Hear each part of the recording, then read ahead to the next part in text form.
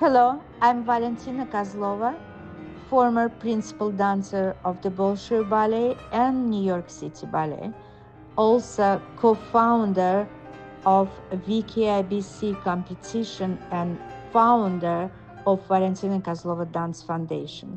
In the program Pulse on Dance and Science of Movement. Let's get started. In 1978, one very courageous young lady saved Radio City Music Hall. Her name is Rosemary Novellino. I'm so happy to have you with us. Oh, thank you for inviting me. I'm happy to meet you. Thank you. So, tell us about 1978. Excuse me, having a little throat problem here. In 1978, Radio City Music Hall was still a movie palace, and they did movies and stage shows. And they had, besides the Rockettes, a full ballet company, symphony orchestra, singers. And during the Christmas show of 1978, they made an announcement that they were going to close the theater. We were doing the Christmas show after the Easter show on April 12th. And I was the captain of the ballet at the time. So the night before this happened, I was invited. I was told, I wasn't invited, that I was to show up at this news conference. And my boyfriend at the time, who was now my husband, was the captain of the singers. And it was the third, we did 4 shows a day. So we called it the third break. It was the evening break. And I was in the dressing room, and you know how you have speakers in the dressing room. And the stage manager said, all captains and heads of departments, please report to John Jackson's office. And he was the vice president.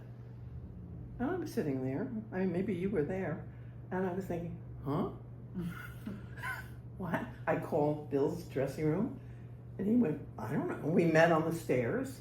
We went downstairs. We walked across the stage because this man's office was on the other side. We could hear the movie playing. We bumped into the conductor of the orchestra. He's going, what's going on? We bumped into Violet Holmes, who was the head of the Rockettes.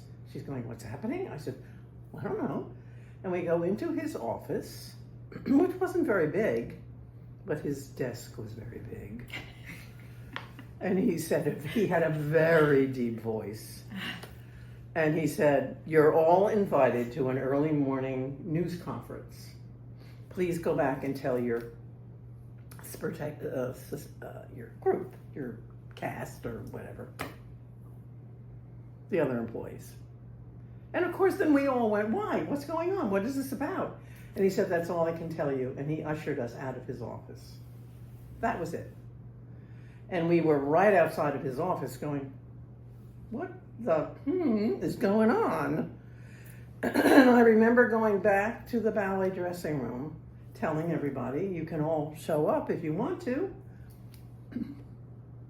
And the tension went from 0 to 3,000 in 2 seconds.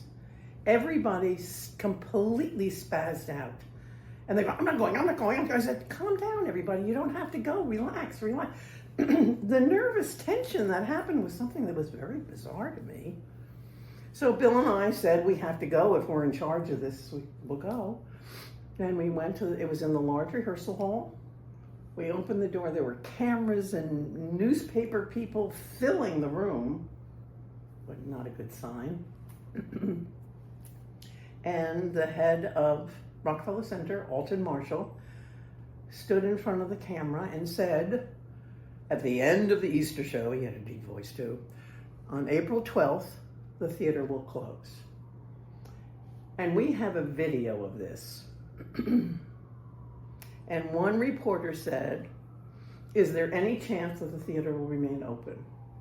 And as hateful as you can possibly imagine, and I'm not exaggerating, Alton Marshall looked at this man and went, no!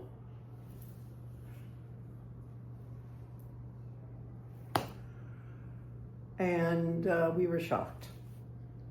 And we didn't know what to do. So when you're the captain, there's a little ballet office where you did payroll and that kind of nonsense. Bill and I went back down there because it was too early to start putting makeup on and all that. And I said, what are we going to do? What is going on? The papers that day said that they were going to either tear it down or make it into a tennis court or shopping mall, all this stupid nonsense. And we got nervous and upset. And I had, at this point, worked there for 12 years. And I absolutely love the theater, the building. Radio City Music Hall is magnificent. And it's also an Art Deco gem. And then I got mad. I got really, really mad. And the office was rather small, and I was pacing back and forth like a lioness in a cage. And I said to Bill, I have to do something. I'm going to call somebody. He said, who are you going to call? And I looked at the window in the ballet office, and we were on 50th Street, Rockefeller Center. And I knew NBC was literally right across the street. I said, I'm going to call them. He said, what are you going to say? I said, I don't know. I'm just going to call them. And I called them, introduced myself. That phone call led to another phone call, which led to another phone call. And within an hour, I was booked to appear on a local TV show. As long as I brought some Rockettes. You have to have Rockettes. So I thought, I have to get permission. Let me call you back. So Bill and I got into our shepherd costumes because in those days, the nativity was in the beginning of the show. And we went over to John Jackson's office, this man who told us about this thing. And we're standing outside his door, and I looked at Bill, and I looked at me, and I thought, this is not a good look. These costumes. How am I going to sound serious in there? So we knocked on the door, and we walked in, and I was very serious. And I thought, I'll put my fist on his desk. That'll look powerful. I'll put my fist on... Yeah, I'm in a shepherd's costume. I look like an idiot. So I put my fist on his desk and I said, we want to save Radio City Music Hall. And he kind of jerked back in his chair. He said, what do you mean? I said, I'm scheduled to be on a TV show tomorrow. I need your permission to get 2 or 4 Rockettes and a singer and a bop, bop, bop, bop. And he said, do whatever the hell you want to do. Okay. And we walked out, we hugged each other, and we flew downstairs to do the show. And I'm asking the Rockettes, do you want to do this? And that's how it started. The show was ridiculous, but when we came back from that show, Bill and I went for coffee across the street, and I said, we have to do something right now. We cannot wait another day. So this is really how it started. We called a meeting of all the employees. There were blackboards by the stage door which told you what time the next show was. And I asked the stage manager, can we put a message up on both boards? And he said yes. The stage managers were on our side. Even though they were management, they didn't want it to close either. So we wrote out a thing. Bill did it on 51st Street side. I wrote it out on 50th Street. And after the first show, we called a meeting in the large rehearsal hall. And this was the telling tale.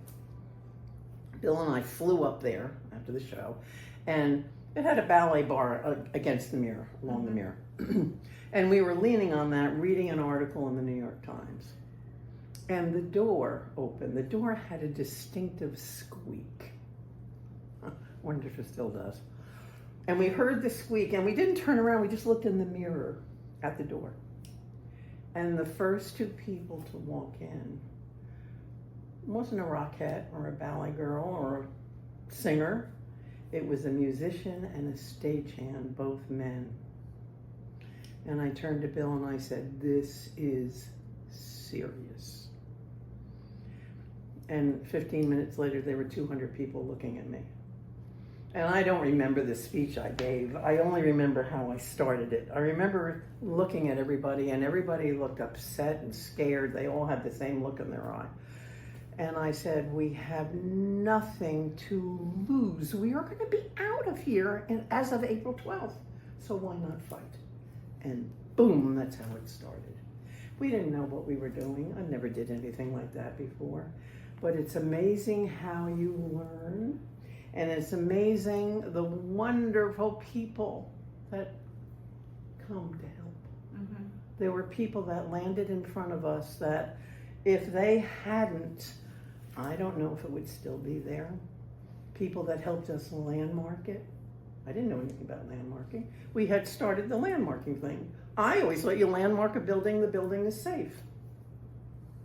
This gentleman wrote us a letter, and he said he had been involved in helping to save Grand Central that had been saved like the year before. And I thought, oh, I have to talk to this man. And I was really intimidated because his name was Dr. Joseph Rosenberg. And I thought, oh, great. Dr. Joseph Rosenberg is going to get a call from Rosie Novellino, ballet dancer. This is going to go well. Yeah, this is going to be great. But he put his phone number on the letter. So I called him. He answered on the first ring. And he was so nice. Oh my gosh. Patient. He let me ask him all kinds of questions. And then I said to him, I have a big question for you, big favor. Would you mind coming in and advising us, the committee? There was about 30 of us on the committee. They had elected me the president. Would you come in and advise us about the landmarking? Because we just started that. And he said, tell me where and when and I'll be there. Wow. To a total stranger, this man said this to me. And 2 days later, Bill and I met him on the corner. And we didn't know, we didn't have a place big enough for this meeting. So the musicians, they had a big place down in the basement. They snuck him in. Mm-hmm. And the doorman just turned away. He knew what we were doing, but he was, being helpful. We go in, and Joe Rosenberg said to us, change the status of the landmarking. I said, what are you talking about? He said, change it to landmark the interior of the theater, not just the theater. And we're a bunch of performers going, what? He said, if you just do the building, they will keep the building, but it can be a tennis court or a parking lot. But if it's the interior, then it's got to stay a theater. And we were flabbergasted by that. And that's exactly what we did. We changed it all around. That's amazing. Isn't it? So you were able to gather a big group of people and some influential people who helped you to with their research to go. Was there any moment, Rosie, that when you felt it's not going to work? Oh yes. Every other day. The thing we were very good at, because we were all performers, was to cause publicity stunts. Mm-hmm. And Joe Rosenberg said, keep doing that. The Landmark Commission wants to see that. We also had a lot of help from a gentleman who was with CBS Radio. His name was Art Athens. And he said, do publicity stunts on Sundays and Mondays. They're slow news days. You see, these wonderful people came into our lives. Who knew that? He also said, if you're going to do something, tell the AP the day before. Send them a letter or call them up and tell them, because then they'll be here and then it'll go everywhere. So one of the best things we did was, now we're doing the Easter show. And the ballet had 2 numbers, but one of them was not balletic at all. It was this very comic ballet done by Peter Gennaro, and we were in complete rabbit costume, totally covered. Like Beatrice Potter type thing, just totally covered. Very cute, very funny, very hot. And I was sitting in the dressing room, I thought, this would really be funny to go out. We had people signing petitions on the line. I thought, why don't we go out in the rabbit suits? People would love that. We'd get a lot of attention. We'll call the press. And I thought, I'm getting all excited about this thing. This is great. So I have to get permission to do this.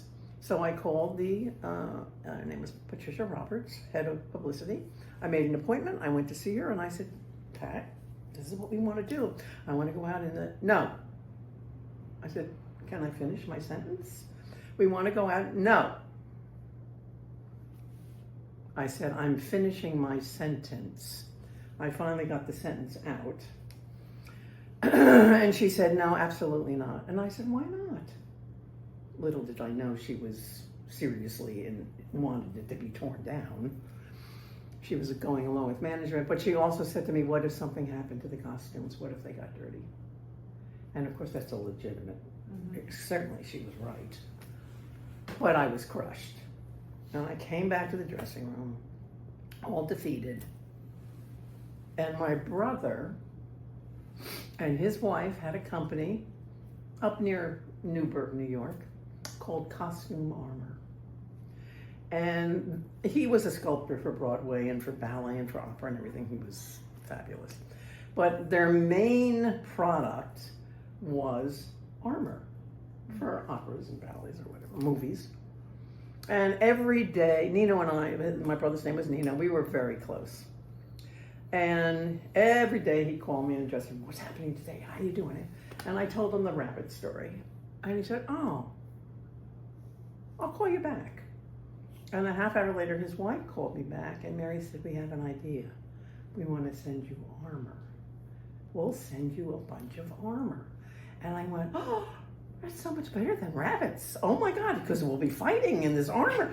Oh my God. And she said, I'll call you back. And sure enough, she said, we're sending 6 boxes, and the boxes were huge, to Port Authority. Pick them up tomorrow. I said, got it?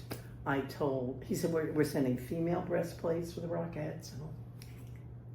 And 1 complete suit of white armor for Bill. And one of the musicians had a car. It was a little car. And he said, I'll help you. And we went over and we found this stuff, and in no way did this fit in this car. We had stuff on his ceiling. We had it on the top of the car. I mean, sticking out of the windows. We looked like we were hillbillies from whatever. But when he got it to the musical, I opened all these boxes and I made an announcement, and the Rockettes came over. We gave everybody all their stuff. I said, and I contacted Associated Press, like Art Athens had said. And the next day, after the first show, Sunday morning, we're getting into the armor. Bill was there. I was trying to get him into this white suit of armor. And the doorman from the stage door called. He said, Rosie, there's a bunch of press out here waiting for you. I thought, oh my God, it worked. I said, I'll be down in 5 minutes. And I went out the door, and the street, 50th Street, was lined with press. Oh my goodness. And Bill and I were being interviewed. I have a picture of it because the microphone had like CBS or something.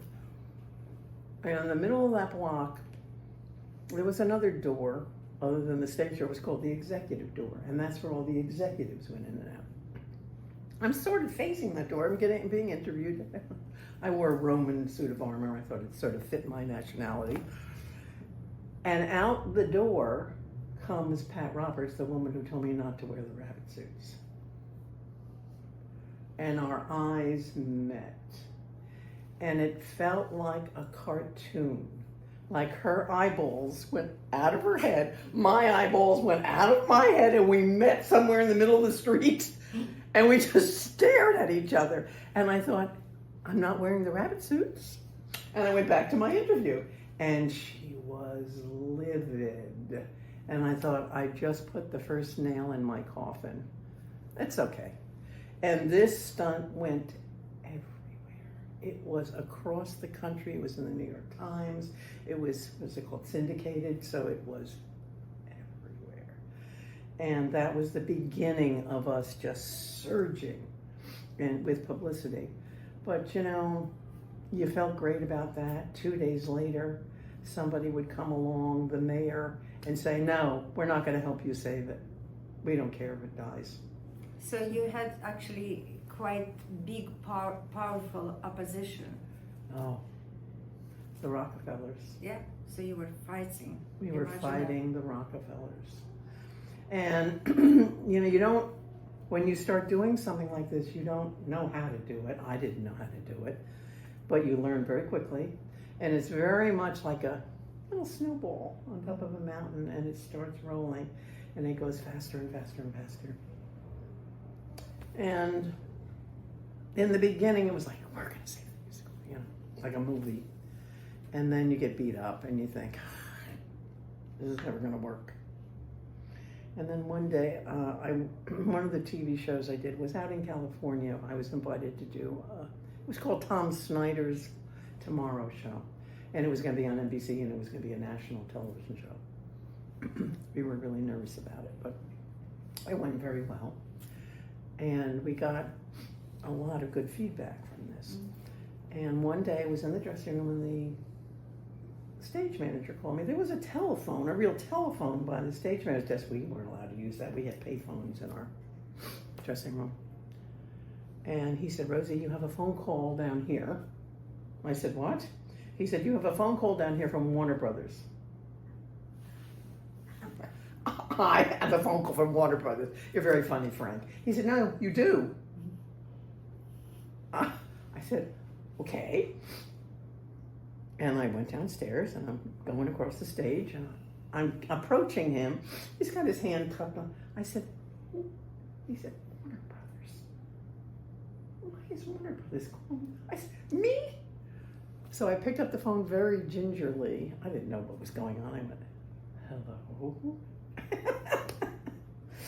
And this very nice man said, before I tell you anything else, I want you to know, years ago when I was younger, I was in the ballet company at the music hall. And I totally relaxed when he told me that. I went, what? Anyway, I started laughing, and then I was relaxed. And he said, I want to tell you something. Warner Brothers wanted to be the company, the movie company that saved the music hall. And the first Superman was about to open. And they want to put Superman in the music hall. And the music hall said, no. What? Because their big complaint at this time was they couldn't get family films. That's why they were going to. I said, what did you say? And everything changed that night. Everything got dark and scary and creepy. And I said, I can't talk to you on this phone. I said, Mark, would you mind calling me at home? I get home about 10:30, 11 o'clock, so we can talk some more. And I said to Bill, would come home with me tonight because we wanted to talk to him together. And we talked to him for a long time. We stayed friends for many years. He just passed away. And he said this, that the music hall said, absolutely not. So they were putting bad films in there on purpose to show that they were losing X amount of money. They were doing everything they could to prove how much money they were losing. And we also found out later that they were cooking the books too. About air conditioning. They took all the air conditioning and heating bills from all of Rockefeller Center and put it on the music hall tab, as it were, to show that they were losing money. And Mary Ann Krupczak was the lieutenant governor at the time, and she's the one that found all this out and informed us of this. And she became our political champion because we needed I hate politicians, but we needed a politician on our side, you know. And I think she thought by saving the music hall she was going to get elected governor, but it didn't work for her. But the building got saved. But you also became a leader of this group, yes. Basically from being a dancer, that you made such incredible move to save such an institution. It's not just New York City, it's not just United States, it's all over the world. Yes, it is known all over the world. And when we did these petitions, we sent them all over the world. It didn't reach Russia. I was at the time in Russia. Maya knew. Sent us a letter. But it wasn't publicized. No, of course not. Yeah. And I never got my hands on it. The lieutenant governor told me about it, and I said, please, she's my favorite ballerina in the whole world. But the petitions, when we finally had all the signatures, we had over 150,000 handwritten. Nowadays, you just press a button on a computer. Right. These were handwritten with addresses. And we presented them to the landmark hearing, and they had a major effect. If you want to landmark something, you have to have signatures. And they were flabbergasted that in 2 months, we had 150,000 signatures. And after I gave a speech, and then Bill presented them with one of the male dancers, and we put big red bows on them and made a big deal out of it, and they walked up, almost balletically, and presented them, and they were floored at how many we had. But we worked hard at this. We had, when the announcement was made, there were lines around the block to get into the theater, all day long. So we got clipboards, we got a schedule, and every single day, and I'm not exaggerating, between every single show, there were at least 4 or 5 cast members or employees out there getting signatures. They stayed in my dressing room, they'd come up and go, "Rosie, okay, it's my turn," and I would hand them out after the show, and they would go and get signatures. And the female performers, Rockettes, ballet dancers, singers, we didn't take our stage makeup off all day. We kept it on all day. It's just and it was very intense because the theater it's large. Eyelashes after here. And so we would go out in street clothes, but we had all this makeup on. And I know that the people on the line got a kick out of meeting us. You know what that's like, you were a ballerina. I get that. I get that. If I know somebody who's in a show, I enjoy the show even better.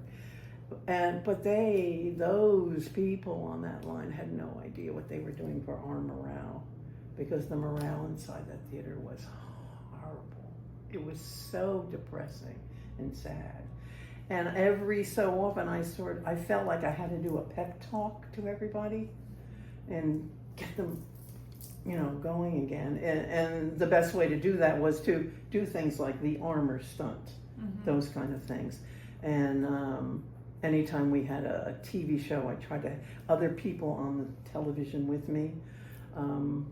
So it went around for everybody. Everybody was involved.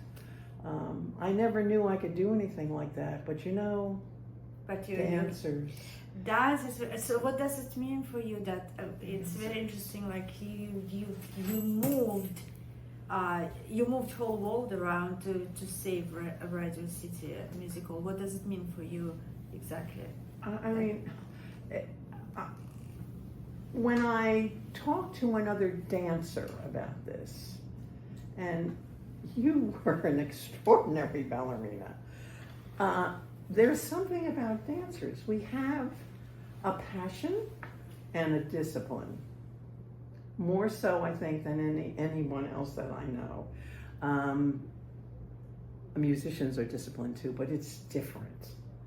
We're a little insane because we have to go through all this torture to do what we want to do, physical torture. And I think that we have something internal that if we decide we're going to do something, look what you did. You do it. And you do not stop until it's done.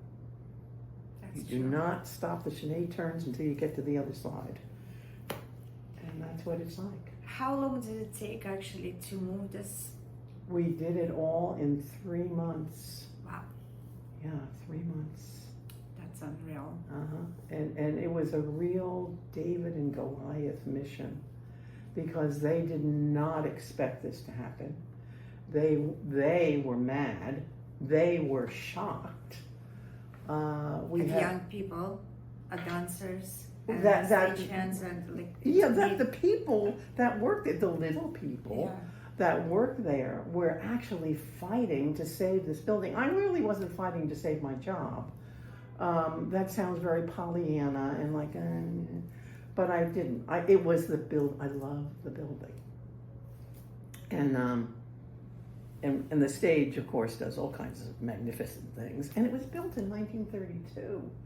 Even the artwork that's in there, the sculptures and the lobbies and the paintings and the men's room were done by famous people. What are you going to do with this? How dare you even think you're going to do this? And that's the way I felt. No. Over my dead body, this building is going to stay here. And it was a bittersweet ending because the building is there. And every time Bill and I walk by, our heart does a little this. But we never worked there again. It took... Why? they blackballed us. They didn't want us anywhere near there. It took me 6 months to find out. One of my best friends in the ballet company, Pam Lynch, she could charm the devil, and she charmed the truth out of someone there. And they told this person, I don't want to bring up her name, because she's not part of my life anymore. Mearns and Novellino are never to work here again. Do anything you can to keep them out of here. They were mad at us. And that's also why I didn't write the book for almost 40 years. I was so hurt. And my family kept saying, write the book, write the book, write the book. I said, would you just leave me alone? I had to get over the hurt and the other thing that actually really hurt me was that out of 400 employees, I know this is going to sound like poor me, but I really felt this way. Out of 400 employees, 5, and I can name those people for you, said thank you. And some of those people went on, not the 5 that said thank you, the ones that did not say thank you, went on to work there for another 20, 25 years because of what we did. And I thought, hello?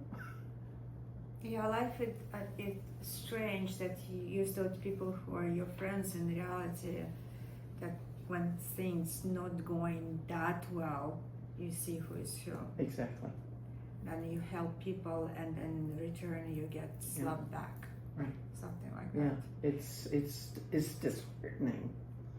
And it wasn't until, and I will be very honest with you, I opened the New York Times one day, and that horrible man, Alton Marshall, had died. And it was in the Times. And I remember turning around and I said to Bill, look who's gone. I certainly didn't weep any tears, shed any tears. And it was very shortly after that I started to write the book. And maybe that was the release. That was the closure. Yeah. I don't know. I don't think I was afraid of him, because what else was he going to do to me? He already threw me out of the theater. But it was shortly after that, I literally pen, paper, before I went to the computer. I was sitting alone by myself one day, and I just started. And I couldn't stop. And I came home and I said, I started writing the book. He said, put it on the computer. And I didn't stop.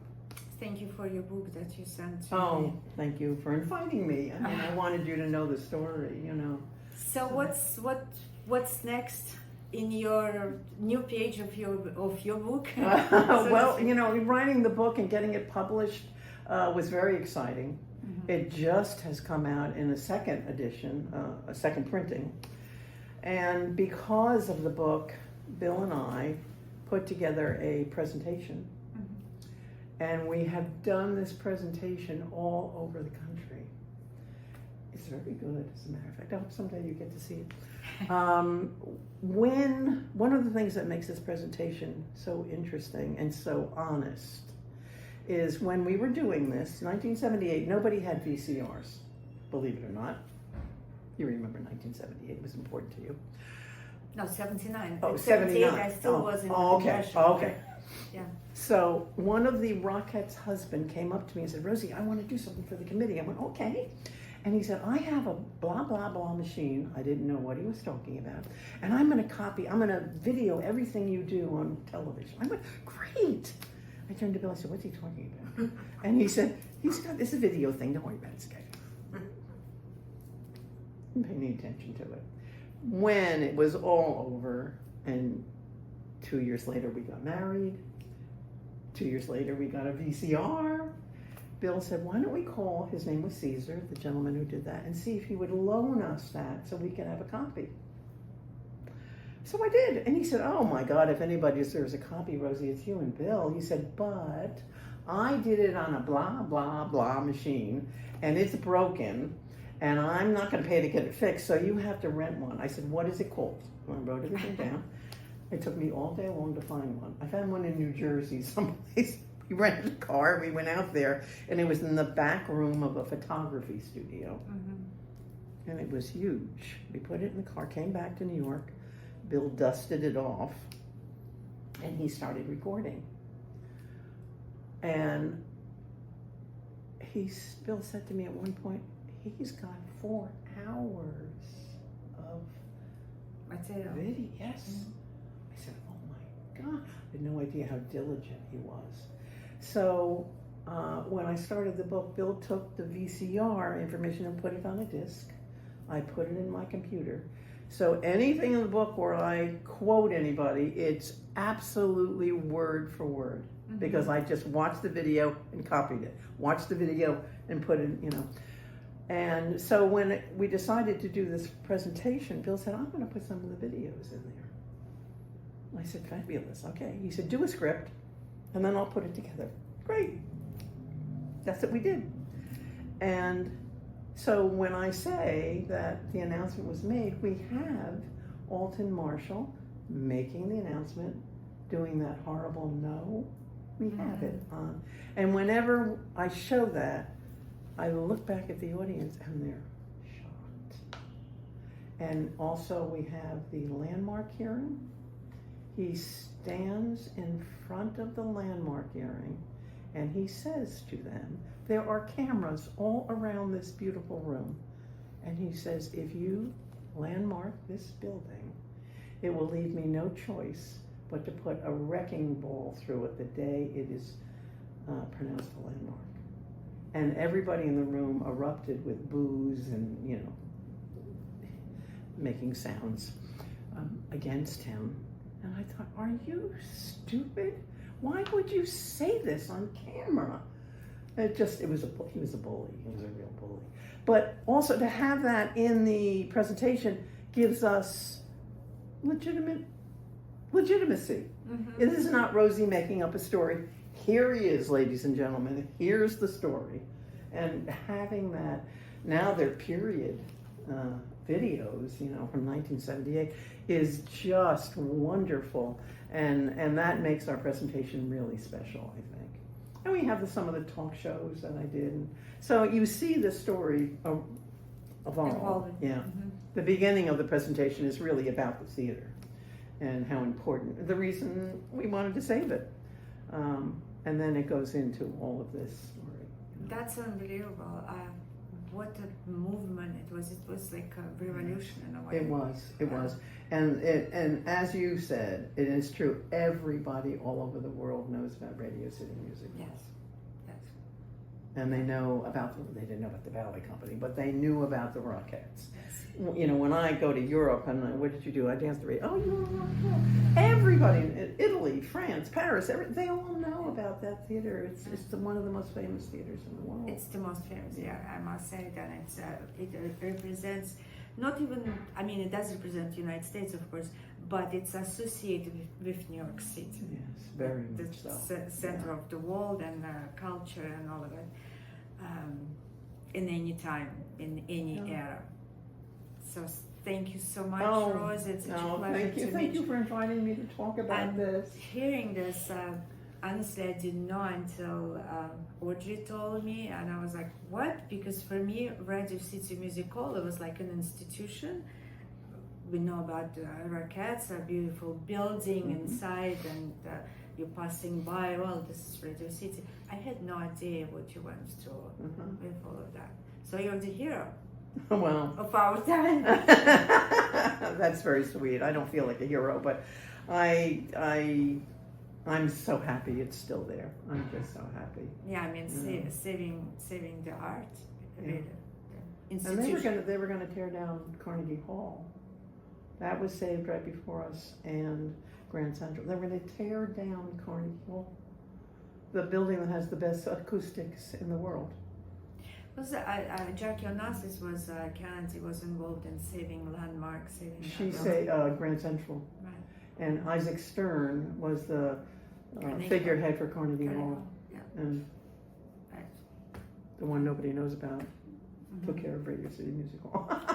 Well, now everybody knows, but Rose Novellino, thank you so much. And I mean, really, it was such a touching story. It's quite. I'm so happy to meet you. Thank you. I'm happy to meet you too. Thank you.